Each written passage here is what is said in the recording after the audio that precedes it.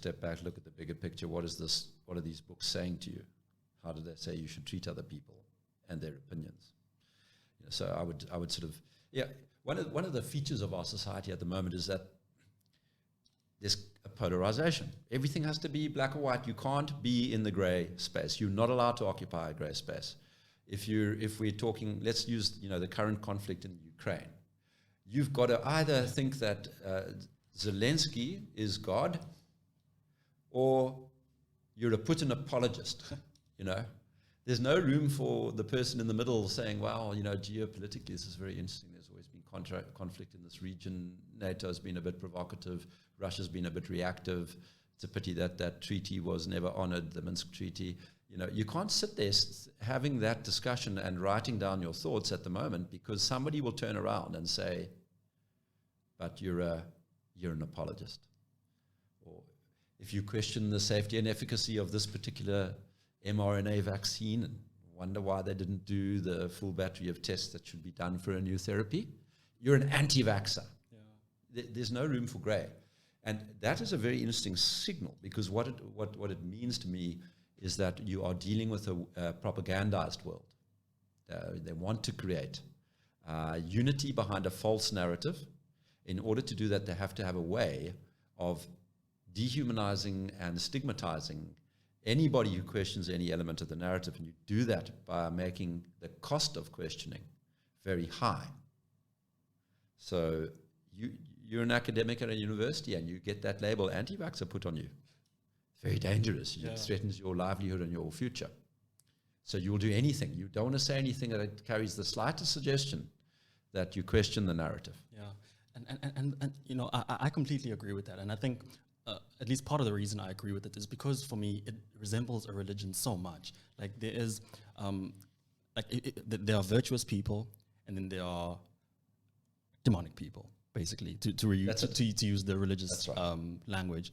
And if you deviate from the virtue, you're destined for eternal damnation, and you cannot question what is going on. And I think that is part of the problem. And I think it's built right into religion. And I think it's because I'd say it's built into cults.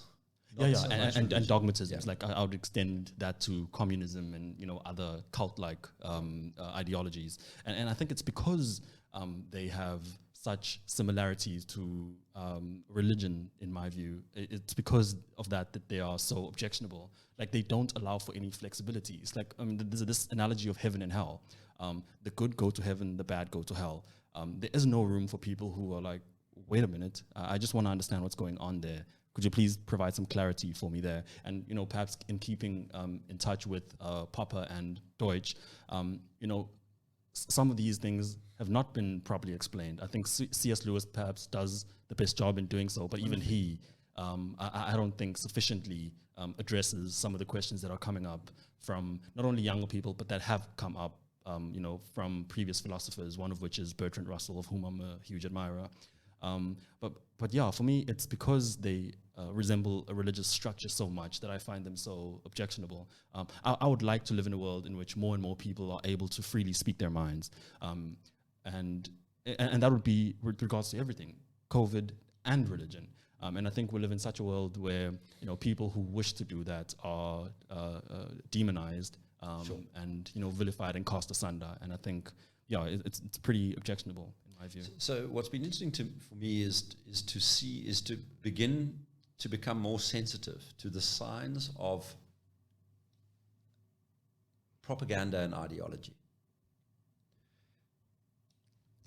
There's a good friend of mine, Russell Lamberti, likes to talk about the electric fences. And I realized as soon as I heard him use the concept that it was an extremely useful analogy. So this idea is that there's certain subjects about which there is an electric fence. If you touch that subject in a certain way, if you touch that fence, you get a shock, you get an immediate reaction, a cancel culture type reaction.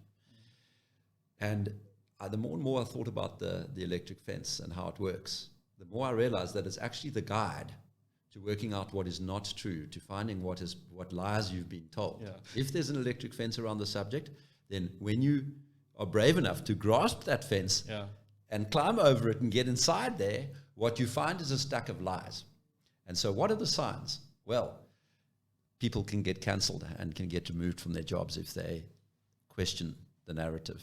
There will be a terminology that emerges to describe the person who's on the, who's, if we conceive of it as black and white, then the person on the black side, on the black team, has to be described, and there's a label, and the label will be a propagandized label. So it would be like COVID denier was what was used by anybody who questioned the wisdom of lockdowns. Anti-vaxxer, anybody who questions the wisdom of mandatory vaccination. Climate denial, anybody who questions whether we should pursue zero carbon, net zero. Yeah. Douglas Murray in The Madness of Crowds calls it landmines. He says there are a lot of landmines that you can't trip over, and if you do, they'll detonate. They detonate. Yes. So it's a pretty similar analogy. Yeah, in that analogy, he's regarding them as something that's hidden. To me, the electric fences is a better analogy because they're very visible. You can see them. Yeah. You know that if you go there, you get shocked. And so that's why I liked it so much. I mean, I enjoyed Douglas Murray's book, and he makes an enormous number of good points with respect to the sort of very decadent times that we find ourselves in. But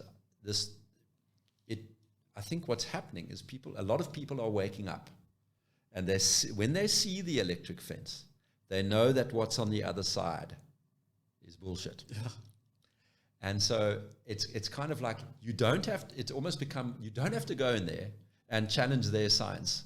You just know, because of the presence of the electric fence and this phrase that is going to be stuck on you if you disagree, or if you question, that what's on the other side is bullshit.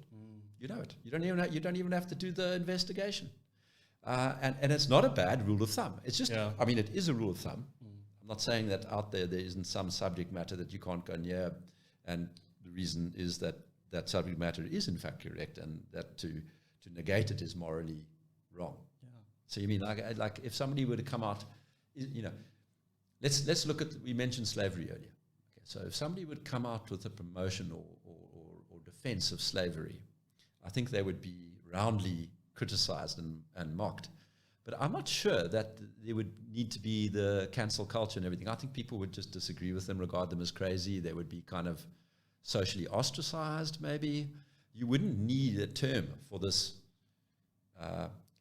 slave apologist. Yeah. You wouldn't have to say, just say, no, but that person is, we have a better explanation for how the world should work and how humans should be respected.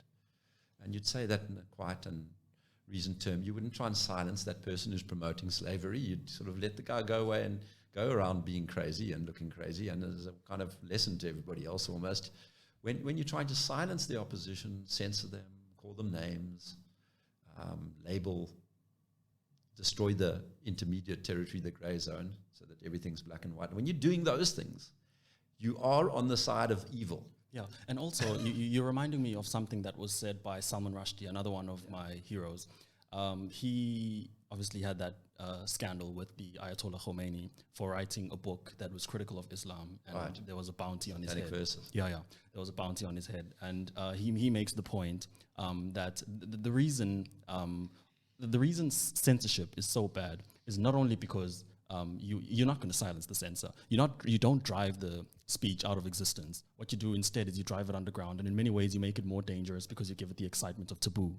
And we know all too well, the human proclivity for eating from the forbidden fruit, and I think it's well encapsulated in Genesis, actually, that we have a proclivity for that which is taboo and that which is bad. And I think one of the dangers that the censors run into is exactly that.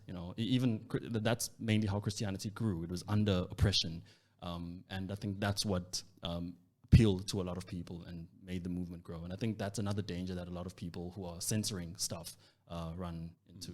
They just make that which they're censoring a lot more appealing for the curious mind.